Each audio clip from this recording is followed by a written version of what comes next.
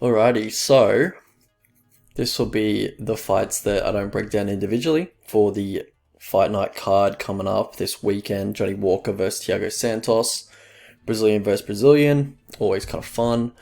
Both bring it. I'm expecting a finish. I'm expecting it to not last very long, but we're going to look at the other fights on this card, like the fights that are a bit of they're mismatches. They're fights that don't particularly interest me at all, and we'll get into that in a sec. So yeah, I wasn't even going to make a video this week just because I have like 5 assignments due. So it's just a bit hectic at the moment, and yeah, but it was just really boring. So I was like, oh, I might as well just break it up and have a break. Make a video. Might as well do something productive while you're procrastinating. But yeah, so we'll have a look at first. What I'll probably start to do is have a look at the previous results of last week in this kind of video where I break down the other fights and stuff. So I don't know if it shows. Oh yeah. So Volkanovski, great fight. What a fight. I thought that was pretty close to hidden TKO round 3. Shevchenko KO, yep, was pretty obvious. Diaz decision, in hindsight, terrible bet. Diaz was a bit of an unknown property. Lawler was a bit more of a known property, and he had been competitive with decent competition. So I took a bit of a punt saying Diaz. Like I didn't have too much confidence in Diaz, but he looked washed and he looked like he showed up for a paycheck, honestly. Blades, expected him to really just advance position on Rosenstruck. Like Rosenstruck, you looked at his guard. His guard was non-existent. Like he has the loosest guard in the world. I'm surprised he didn't just try and mount Rosenstruck and throw some elbows. So the finish was there if he wanted it, but it didn't look like he wanted it. Andrade, wow, she got Calvillo out there. Calvillo is quite durable, and she just blasted her out. I feel like the stop, like, wasn't it like 6 seconds left in the round or something? And yeah, 6 seconds left in the round. I feel like he could have let that go a bit longer, and Calvillo see the second round, but I feel like the pressure was going to get to Calvillo eventually. I didn't think it would be that early. Davashvili, God, guy's a monster. Guy's a machine. Beast. Dan Hooker, yeah, did what he had to do. Chris Dorcas, he looked pretty good. He looked as I expected him to look. He didn't really wow me with anything. He was kind of being a little lackluster at the start. Santos, she's very good, and she's got good fight IQ. She knows where to attack the opponent's weaknesses and stuff like that. Turner, submission. Yeah, like Uros Medic, a bit of an unknown property as well. And yeah, he just, when the fight doesn't go exactly his way, like a body kick, right kick, or body kick, right hand, or something like that. No, he's a southpaw, so yeah, body kick, left hand. Like if that's not happening for him, he kind of seems like he crumbles a little bit. Also, grappling is just not there where it needs to be. Brundage, I feel like he could have won that fight, but he just came in with really bad fight IQ. Maximov, he's definitely not very good. Probably not even UFC level, honestly. That was just a really bad fight. Semmelsberger, yeah. Why did I say round 3? But yeah, that was obviously going to happen. He was obviously going to finish Sano. Sano just looked terrible. Sano looked like what it would look like if you faced even if the bottom of the barrel UFC fighter. Sano looked like someone who just gets picked off the street, who's like semi-fit, knows how to throw a punch kinda. That's what a bottom of the barrel UFC fighter will do to you. So like when people say they could like maybe even beat a UFC fighter, the level is just so much. There's so much difference between the level of a UFC fighter and just some random guy on the street that kind of knows how to fight. Moraes, yeah, Jonathan Pierce, I got to stop underrating him. He puts on a pace. Moraes definitely acquiesced at the end, I reckon. something to look out for in the future, that he does have that quit in him, for sure. But Jonathan Pérez, yeah, he's a beast. He comes forward, he puts a grappling pace on you, but his striker defense is not where it needs to be. So he's always going to have that dynamic. If he's going to get put out early on, he's going to take some damage early on. And if not, he's going to keep coming with the grappling pace. And if someone's got really good takedown defense, I was pretty impressed with Moraes' takedown defense, but you got to have really good takedown defense to keep it on the feet with Jonathan Pérez. And if you are able to keep it on the feet with Jonathan Pérez, I feel like if you're a decent enough striker with a bit of power, you're going to put him out. So that's kind of the dynamic going forward with Jonathan Pérez, in my opinion. Alright, anyway. So yeah, 9 of, or whatever it was, 10 of 13, whatever. Yeah, follow me on Tapology, Ronnie MMA. Got a decent percentage, 72% of picks. And I picked Bellator as well. And yeah, looking at this Bellator card, Douglas Lima is just so annoying as a fighter. But yeah, so I think I have a feeling, I haven't looked into it. I really wanted to look into it, but I just haven't had time this week. I really wanted to look at betting Michael Venom Page because I do think he should win. I thought he was going to win the first fight as well. Just thought he could use his range. And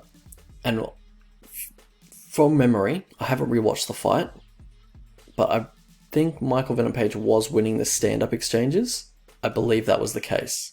And then Douglas Lima got some do-nothing top control. He's not really a guy that's going to do too much damage. I have a feeling Michael Venom Page even won the first round off bottom. He was like throwing a bit more strikes. I think that's how I scored it. So I feel like Douglas Lima got very lucky with that punch. But besides that, the guy just has no urgency. And I feel like he's resting on his laurels at the moment because in his last fight, he has no urgency. He's not a champion. He definitely lucked out getting the belt. He doesn't have it while he's at Bellator. He would never sniff the belt at in the UFC. Like the guy wouldn't maybe not even sniff the top 15. Like he's just too one-dimensional. If the leg kicks aren't going for him, there's not much else happening for him. And why I'm so passionate about that is because I bet the guy in his last fight and he just showed no urgency and he didn't fight for my money. So I definitely wouldn't bet Douglas Lima just on principle because he's not going to fight for your money. He's just too gun shy. He's just resting on his laurels in my opinion. But yeah, I haven't looked into it like stylistically, but I feel like MVP can use his range a bit and just kind of outpoint him from a distance.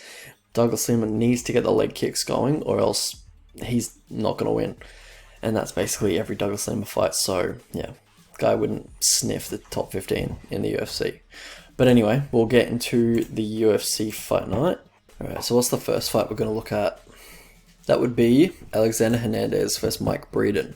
Alright, so yeah, I looked into Alexander Hernandez versus Leonardo Santos. That was a good fight, in my opinion, a much better fight than what this is, obviously. But yeah, just the two fights that I was most interested in on this card, they got cancelled, and that's what's been happening to me lately. For some reason, every time I bet a fighter, the fight gets cancelled.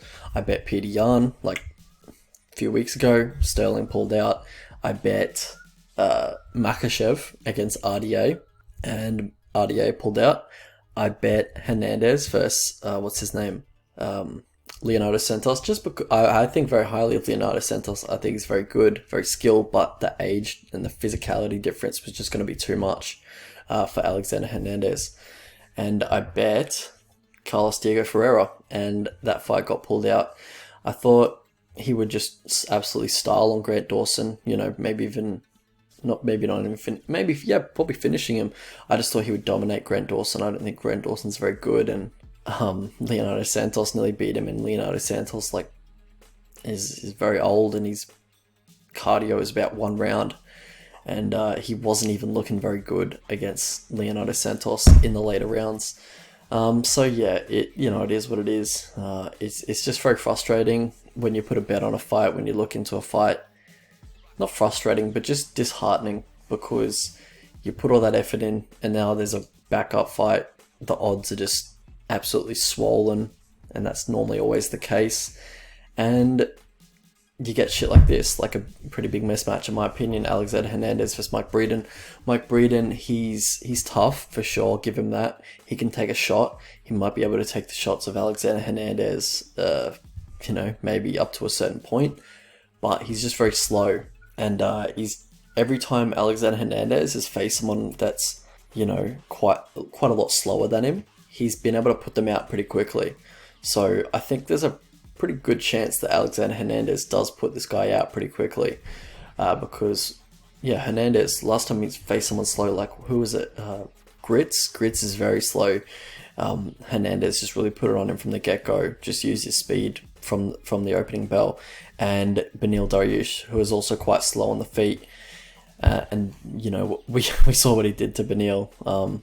Bit of an asterisk to it, but it is what it is. I think he's gonna put Mike Breeden out pretty early, unless Breeden can get his leg kicks going, because Hernandez, he's got a very low stance and he doesn't check leg kicks. So maybe later on in the fight, Breeden starts having a lot of success with the leg kicks, like visually, and Alexander Hernandez is visually struggling with the leg kicks, then maybe Breeden will get some points on the board. But other than that, I feel like he's probably going to lose. And even if Hernandez's leg is compromised, he can probably just take Breeden down and just do what he wants on top.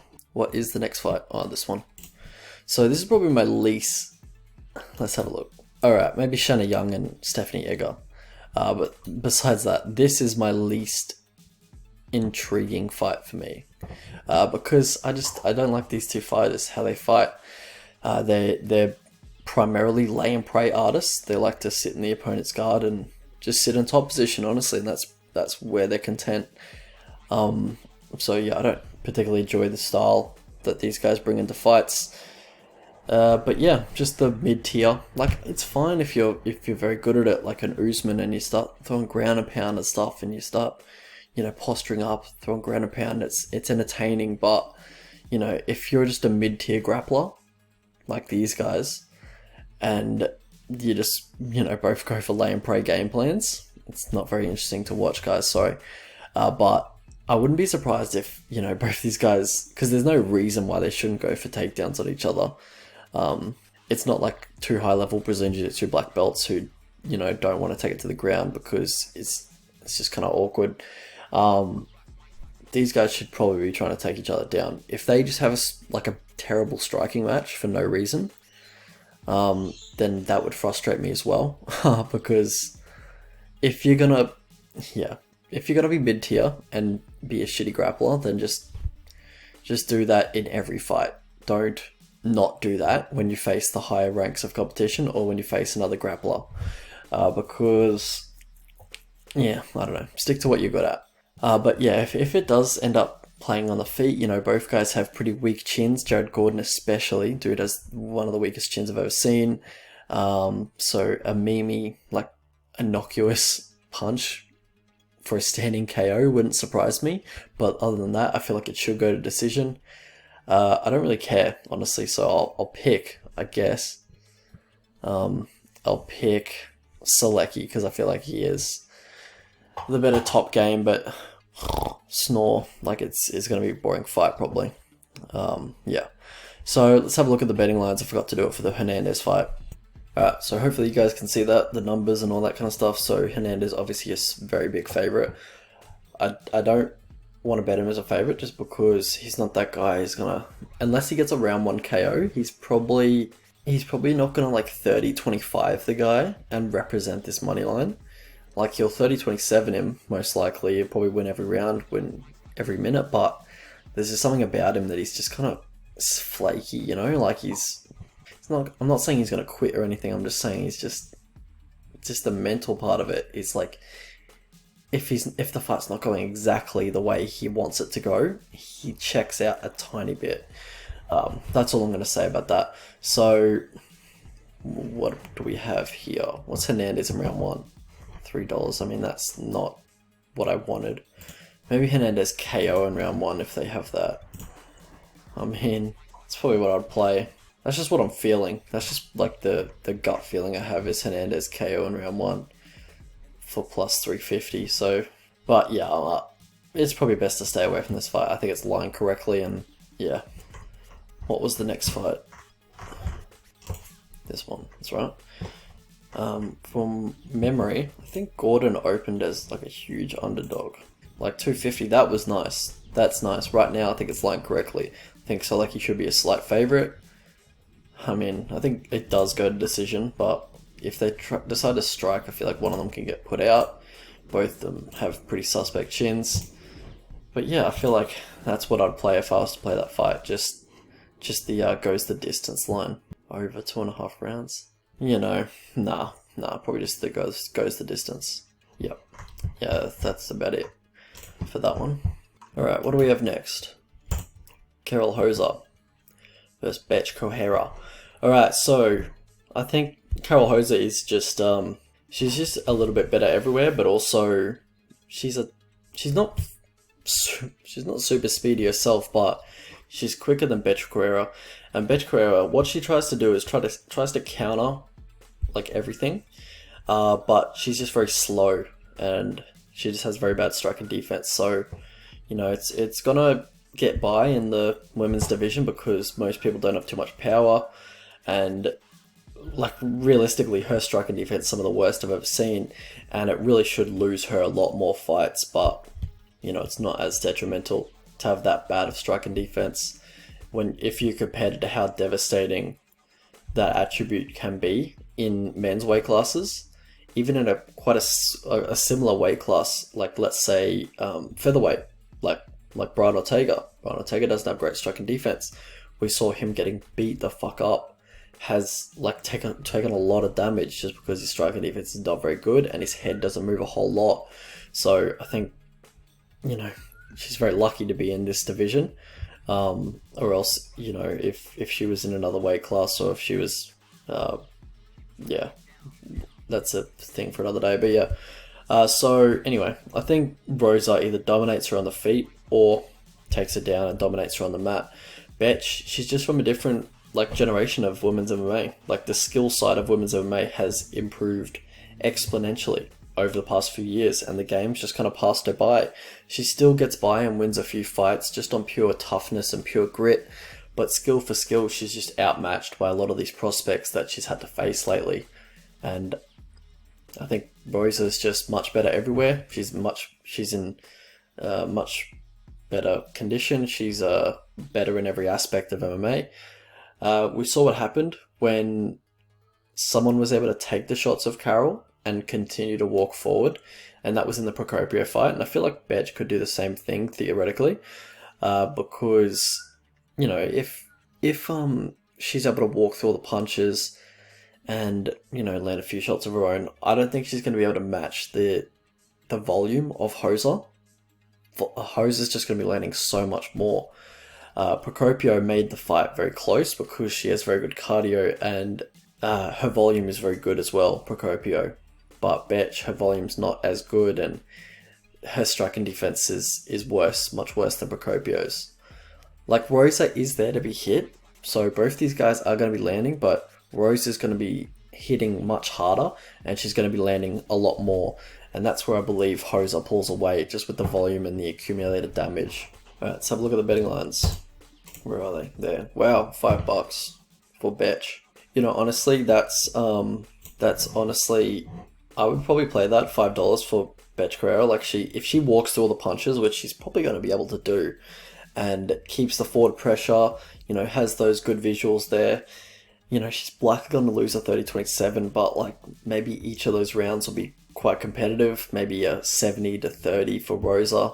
So maybe she doesn't represent this money line, does Karol Rosa. She's just not someone I would trust just at this level of women's MMA. It's not someone I want to play. It's not any fighter that I'd probably play over someone who as durable as Bethe Correia. But yeah. So Rosa by decision is obviously the prediction. I think she does, well, Bethe, I think she does make it to the scorecards, but a finish wouldn't shock me. So what's Rosa inside the distance? I mean, Rosa inside the distance at plus 365. is pretty nice, honestly. I think it should be a bit lower than that, just because she hasn't had a finish in the UFC so far. But I feel like she could if she really wanted to in this fight, because Bethe has such bad striking defense. I feel like Rosa could maybe lock up a submission after rocking her a little bit. But yeah, like I'd only play that small just because I think there's a very slight bit of value on it, but not too much. I mean, Rosa by decision is probably value, but I haven't actually looked into it. Yeah, I feel like that's value. But yeah, so that's what I'd play if I was to play the fight. Is the decision line at $1.72, $1.71 at Bet Online, or Rosa inside the distance, or Bethe Correia the money line. Right, so what's the next fight? Big old Douglas. Alright, so Gaetano, Pirrello, I believe I'm pronouncing that correctly, versus Douglas, De Silva, Andrade. So, yeah, I feel like De Silva, De Silva is better everywhere. I think Pirrello isn't UFC level. My guess is that he was brought in just because he was fairly close to Abu Dhabi at the time. And I think he had a short notice fight against Ricky Simone, I want to say. But yeah, like now they kind of owe him 3 fights since they brought him in on a contract short notice. But yeah, most of his fights are on the notoriously terrible Italian fight scene. And yeah, that's probably up there with one of the worst fight scenes that are kind of still trying to be relevant. Like I'm not talking about like the Zambia fight scene where they probably have like 3 MMA shows or whatever. I'm talking about ones that like actually have a bit of a culture behind them.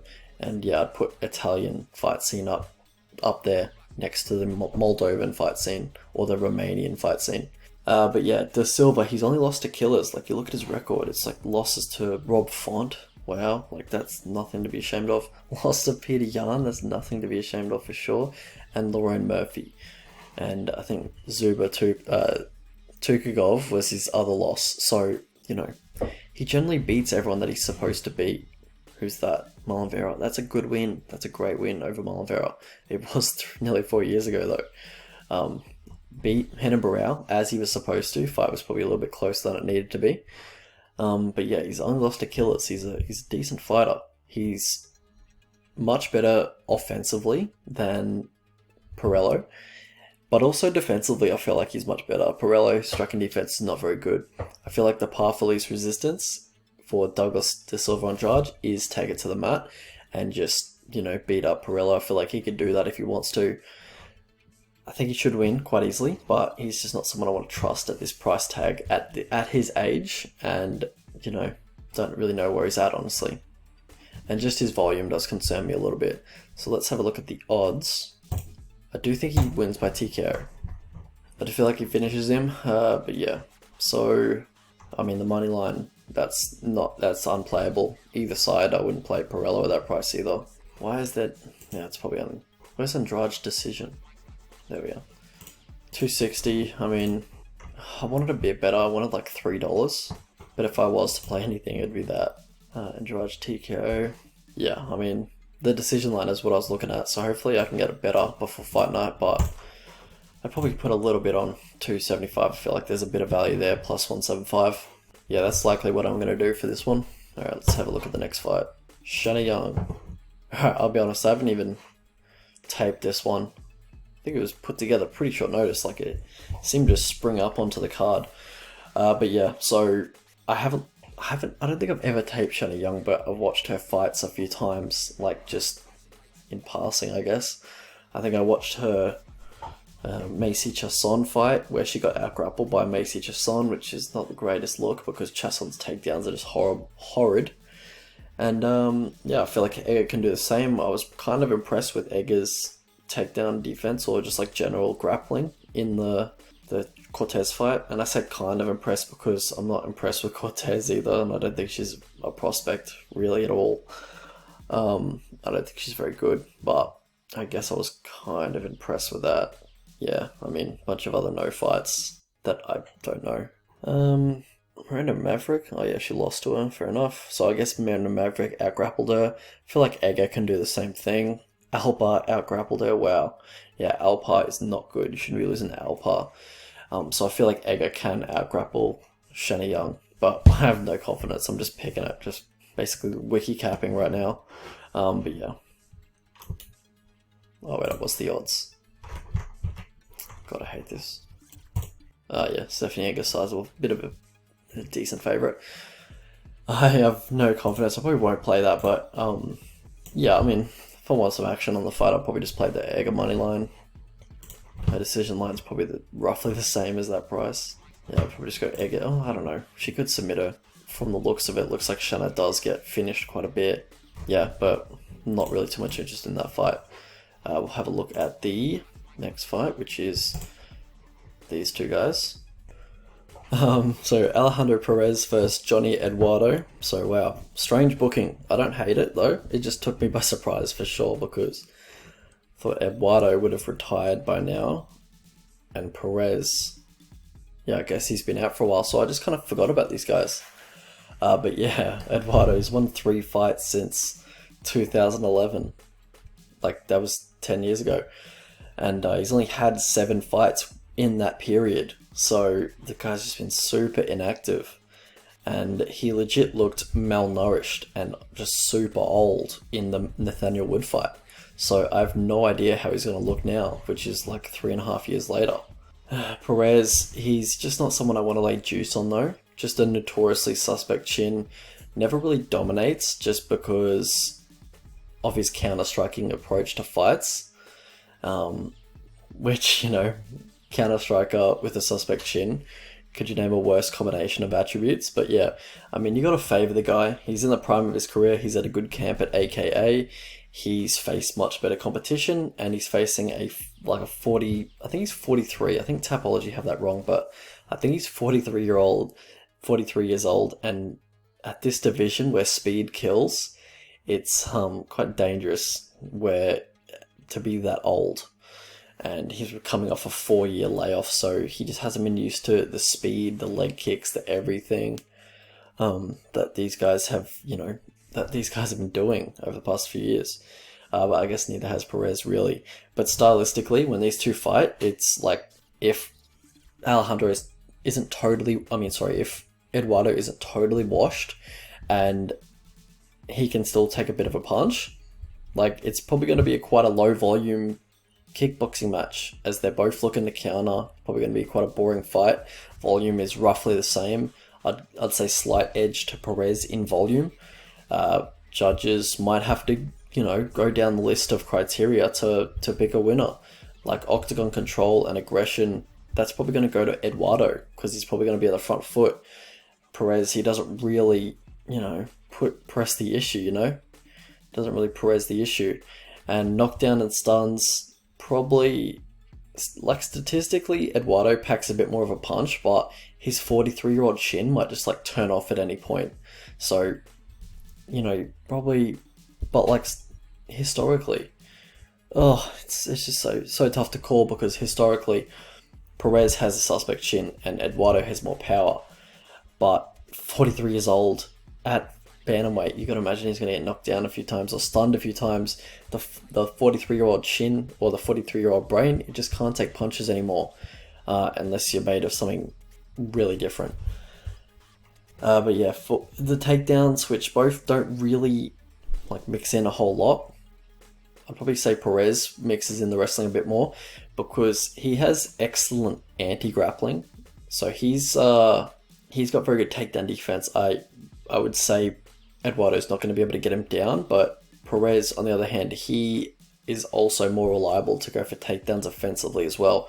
I just have a feeling Pérez is just going to make it a really close fight, where he should really just blow this guy out of the water. Like, the speed difference is going to be quite huge, and I feel like he really should dominate this fight, but I feel like he's not going to. Conceivably, he probably lost that Wineland fight, and the Lopez fight was close, if I recall. The Alcantara fight was quite close. The Stamen fight was obviously Stamen won, and Yadong Songi obviously lost that fight, got knocked out pretty brutally. So I don't hate taking the time off, actually. But yeah, so easily could have lost this fight, easily could have lost that fight. easily could have lost that fight. Like, he scrapes by. He's not someone you want to bet as a huge favourite. But yeah, I feel like he's had a fair share of decisions go his way in the past, and I feel like there's potentially some bad karma coming his way. It might not be this fight, but I feel like he's gotta get the rough end of the stick soon. Where like, he's had so many robberies, honestly, in his favour. But at the end of the day, though, you know, Perez, he just has the sharper hands. He throws everything much tighter, much quicker than Eduardo. The kicks of Eduardo could be a difference maker, but I'm going to say Perez gets it done with his boxing and his just general well-roundedness. Like, he might be able to mix in takedowns as well, but I have a feeling he's going to make it stupidly close and when he doesn't really need to. Alright, let's have a look at the betting lines. Alright, so, where is it? Where is it? Is this fight even on? Oh, there we go. Sorry. Oh, God. Alright, so, I mean, yeah, I feel like people just don't know where Eduardo's chin's at. That's why the goes the distance line is quite close. Because normally, whenever these two fight, it would just be like, that would be like $1.50 goes to decision. But yeah, I feel like people are just kind of suspect about his chin, and also Perez's chin is honestly pretty suspect. But yeah, what are these? I mean, nothing really, hey. I don't want to play the Perez moneyline for sure. It's not someone I trust at that price. Eduardo moneyline, not really. I want to see how Eduardo looks first. I want to see if he looks just absolutely terrible. Looks like if he takes a few punches and he's still, you know, coming forward, looking decent, then, you know, maybe I'd consider a live bet on Eduardo after round 1, because they're probably just going to continue to have a low volume kickboxing match. If round 1 goes like at a very slow pace and nothing's really happening, no one's really taking total ownership of the fight, then I'd probably just live bet Eduardo, because he's probably going to be some silly price because what's his name? Perez was such a huge favourite coming into the fight. He's probably going to be a sizable favourite after round 1, even if the fight is going to be quite close. He's probably still going to be like $1.55 or something, or minus 180 or something like that. After round 1, even if it's a close competitive round, just because people just have no faith in Eduardo at the moment. But if I get some faith in the first round, then I might consider live betting him after round 1.